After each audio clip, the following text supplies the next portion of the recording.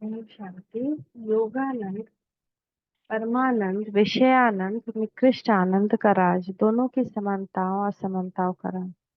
आत्मिक स्वरूप परमानंद में है। आत्मिक स्वरूप में स्थिति अर्थात देह में हो परंतु देह की दुनिया का आभास न हो, अर्थात जहाँ चेतन हो परंतु चेतना ना हो, अर्थात बीज हो परंतु झाड़ ना हो। आत्मिक स्वरूप में स्थित आत्मा के लिए ये स्थूल वतन भी मूल वतन के समान ही शांतिमय हो जाता है। वह स्थिति परमानंदमय है। योगानंद और विषयानंद दोनों शब्दों को देखे तो देखते कि दोनों के आनंद से संबोधित किया गया है, परंतु दोनों के भाव अर्थ को देखे तो योगानंद है आत्मा की चढ़ती कला का आधार और विषयानंद है आत्मा की उठती कला का दुख शांति का मूल कारण। स्वर्ग को नर्क में परिवर्तन करने वाला विषयानंद है। नर्क को स्वर्ग में परिवर्तन करने का आधार योगानंद है। योगानंद का मूल परमात्मा और परमात्मा के द्वारा दिया हुआ ज्ञान है। विषयानंद का आधार देह अभिमान और देह अभिमान से जनित विषय वस्तुएं हैं। दोनों के शुभ अशुभ परिणाम अर्थात कॉज एंड इफेक्ट को जानने वाले ही योगानंद का यथार्थ अनुभव कर सकते हैं।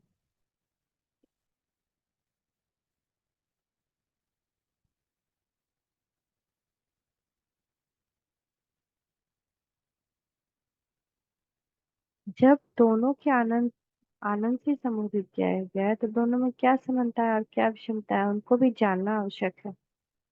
दोनों के विषय में अगर हम विचार करें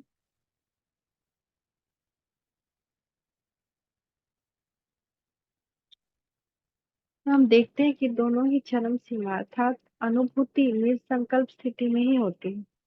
एक में विदेही आत्मा का योग विदेही परमात्मा से होता है और दूसरे में देह का संबंध देह से होता है। दो का अनुभव करने वाली आत्मा ही है। एक में आत्मा को अपने अस्तित्व का ज्ञान होता है, आत्मिक स्थिति में स्थित होती है जिससे उसका आकर्षण परमात्मा की ओर होता है। और दूसरा अपने अस्तित्व की विस्मृति होने के कारण देहाभिमान में दैहिक सुख का आकर्षण प्रबल होता है।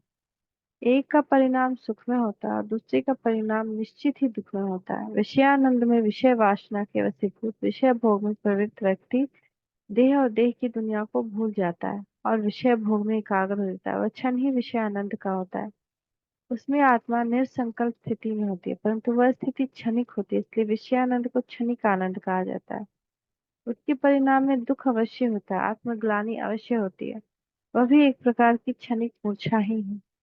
योगानंद के दो रास्ते हैं। एक है योग मार्ग अर्थात एक परमात्मा के आकर्षण में उनकी अव्यचारी याद में तल्लीन होकर देह और देह की दुनिया को भूल जाना और परमानंद आत्मिक स्वरूप में स्थित हो जाना। दूसरा है ज्ञान अर्थात विश्व नाटक के यथार्थ ज्ञान को समझकर अपने मन बुद्धि और देह की दुनिया से हटाकर परम पिता परमात्मा की याद के द्वारा अपने आत्मिक स्वरूप में स्थित हो जाना।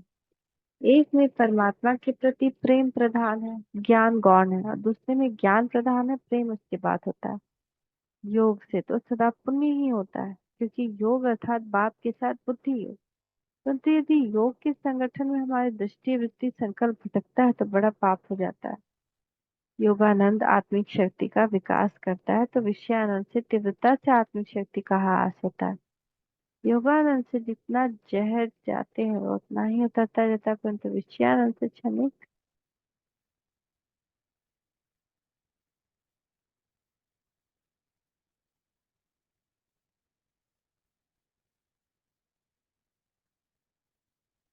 आनंद होता है परंतु समयांतर में वह भोग शक्ति को खत्म कर देता है। आनंद की परिणति दुख में होती।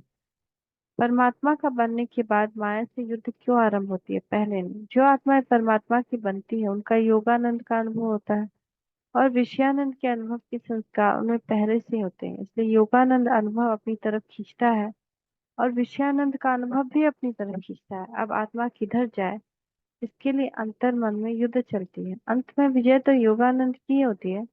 जो आत्माएं परमात्मा को बनकर छोड़कर चली भी जाती है उनमें यह युद्ध चलती रहती है। कोई भी देहधारी के संकल्प से वह कर्म में फंसना है। विकारी रूपी देह रूपी सांप का टच करना अर्थात अपनी की हुई अब तक की कमाई को खत्म करना। चाहे कितना भी ज्ञान का अनुभव हो, याद द्वारा शक्तियों की प्राप्ति का अनुभव किया हो, या तन मन धन से सेवा की हो, लेकिन सब प्राप्तियां इस देह रूपी सांप को टच करने से खत्म हो जाती है। अव्यक्त बाप दादा 31 अक्टूबर 1975। जैसे योग अग्नि पिछले पापों को भस्म करती है, वैसे ये विकारी भोग अग्नि की अग्नि पिछले पुण्य को भस्म कर देती है। अव्यक्त बाप दादा 31 अक्टूबर 1975। शांति।